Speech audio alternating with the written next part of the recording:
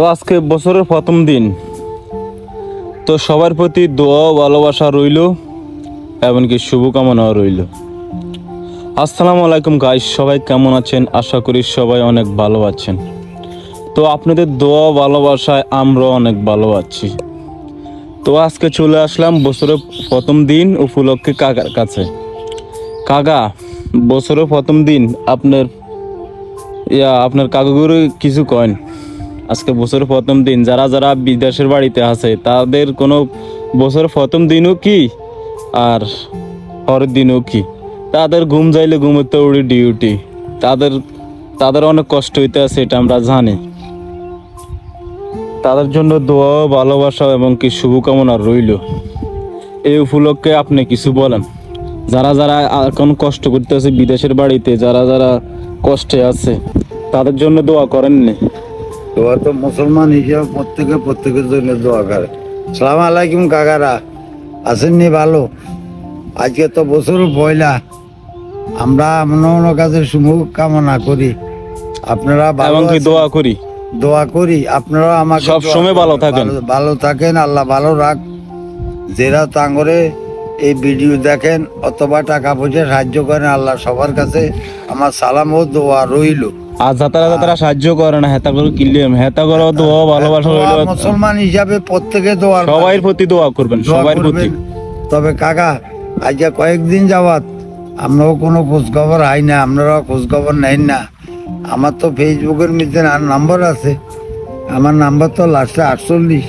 একটু যোগাযোগ করবেন, খোঁজখবর নেবেন। এটাই তো বাবার দুনিয়া স্মৃতি, আর কিছু থাকতো না। টাকা থাকবে মানুষ থাকতো না, মানুষ থাকবে টাকা থাকতো না। এটাই আল্লাহ রাসূলের নিয়ম কারণ, যে এক আসবে এক যাবে, এক আসবে এক যাবে, এটা কিয়ামত পর্যন্ত।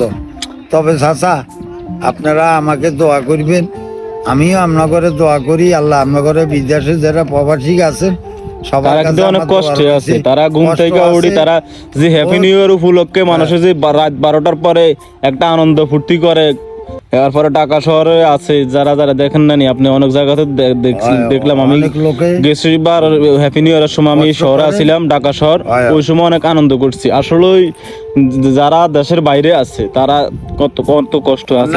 কষ্ট মানে কি, তারা এখন কি করবে? দেশ ছাড়ি চলে গেছে, ছেলে মেয়ে মা বাপ আত্মীয় স্বজন আছে, কারে কি করবে না করবে। যে পয়সা পায় এই পয়সা দিয়ে অনেকজনের বহুত কষ্ট হয়, পরিশ্রম করণ লাগে 24 ঘন্টা। যাক, দোয়া করি আল্লাহ তাদের রুজি রোজগার বাড়াই যাক, তাদের ছেলেপেলের আল্লাহ ভালো রাখ, এবং কি তারাও যেন ভবিষ্যতে আঙ্গমতো গরিবের খোঁজখবর নিতে পারে। আল্লাহ এই তৌফিক তাদের দান করক। আল্লাহর কাছে নামাজ পড়ি এই দোয়া। আর আপনারা অনেকে, আমি একটা মসজিদের ভিডিও করছিলাম,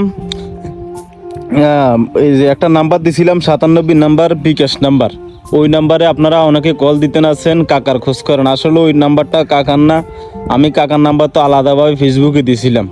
আসলে ওই যে লাস্টে 48 যে একটা নাম্বার আছে, ওই নাম্বার আশা করি কাকাকে কল করলে পাবেন। আমি কাকার নাম্বারটা আজকেও দিয়ে দেবো, তারপরে আপনারা কাকাকে ওই নাম্বারে কল করলে অবশ্যই পাবেন। আর আমার ছোট মোবাইল বাবা, আমি আপনার লগে আপনারা এই কথা কইলে আপনারা ফোন করলে আমি রিসিভ করতে পারি বাবা। আমার নিজের কোনো মোবাইল নাই ব্যক্তিগত, আমার হইলো বাটার মোবাইল।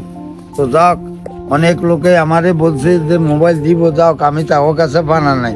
কিন্তু তারা বলছে আল্লাহ যেমন তাদের এই বল বুদ্ধি দেয়, আল্লাহ যেমন তাদের উপভোগ করে, তাদের টাকা পয়সার মালিক করে, তারা যেমন গরিব গুনারে দিতে পারে।